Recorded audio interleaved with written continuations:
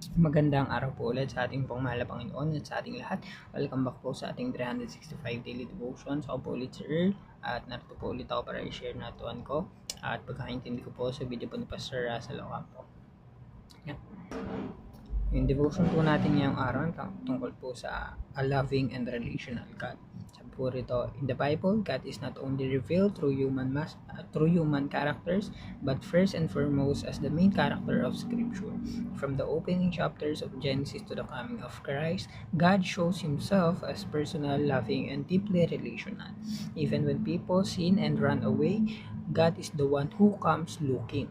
He speaks, listens, forgives, and chooses to dwell with His people.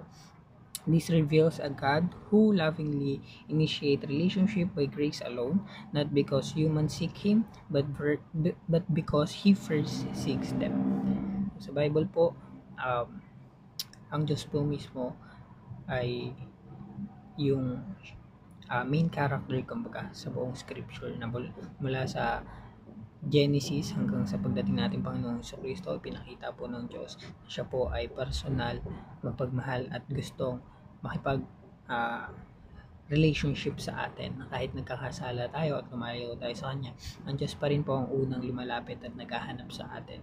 Siya po ay nangungusap sa atin, nakikinig sa atin at pinapatawad niya po tayo kahit marami po tayong nagagawang kasalanan sa Kanya. Sa ating verse of the day naman po, manggaling po sa Genesis chapter 2 verse 18, sabi po rito, the Lord God said, it is not good for the man to be alone. I will make a helper suitable for him. Sa ating katuruan naman po, number 1, God is the author of marriage. Ibig sabihin po nito, ang Diyos ang nag-isip at nagpasimula ng marriage. Hindi lang po ito basta idea lang nating mga tao or tradisyon ng isang culture na galing po ito mismo sa ating Panginoon. Siya po ang lumikha, siya po ang nagplano na ang lalaki at babae ay magsama bilang partner, bilang mag-asawa at magkasama habang buhay. Second teaching po natin, God is the founder of the family. So, ang pamilya po ay hindi lang basta nabuo, na ang Diyos po mismo ang founder nito, ang gumawa nito na mismo ng ating family, na siya po yung nagbigay ng ideya na may ama at ina at mga anak na magkakasama, tutulungan at magmamahalan sa isang pamilya. Sa pamilya po natin, unang natututunan yung paggalang, yung pag-iibigan. Kahit may problema, pamilya minsan, gusto ng Diyos na pagalingin at buuin ulit yung pamilya natin kapag nangyari po yun. Third teaching po natin, God is the center of relationship. So, ibig sabihin po nito, ang Diyos ang dapat nasa gitna ng lahat ng relationship natin sa mag-asawa, sa family natin, sa kaibigan natin, at sa maging sa kapwa natin. Kapag ang Diyos po ang sentro ng family natin, natututo tayong magmahal ng tama at umunawa ng mas malalim. Kung wala ang Diyos sa gitna ng relationship natin, madali tayong masaktan, madali tayong magulo, madali tayong madali masira yung relasyon natin sa kapwa natin.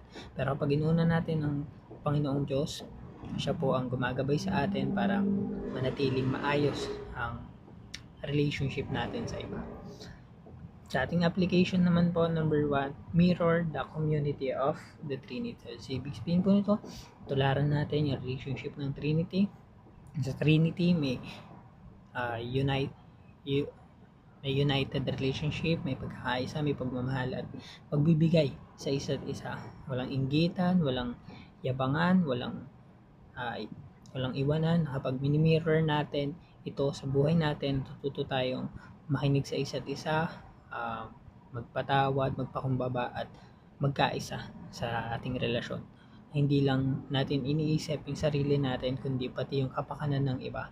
Gusto ng Diyos na yung community natin, family natin, kaibigan natin, churchmates natin, kapwa natin is maging lugar ng puno ng pagmamahal at kapayapaan sa isa't isa.